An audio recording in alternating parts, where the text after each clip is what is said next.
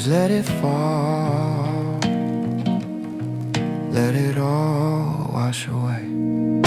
The sky turned gray around 2:30. Now I'm stuck inside with nothing much to do, watching droplets race down the cold clear glass, waiting for the heavy clouds to finally pass. I find a little peace in the rhythm of the fall, shadows dancing slowly on the bedroom wall. Old Polaroids scattered on the wooden floor remind me of the things I don't see anymore. The world is muffled in gray.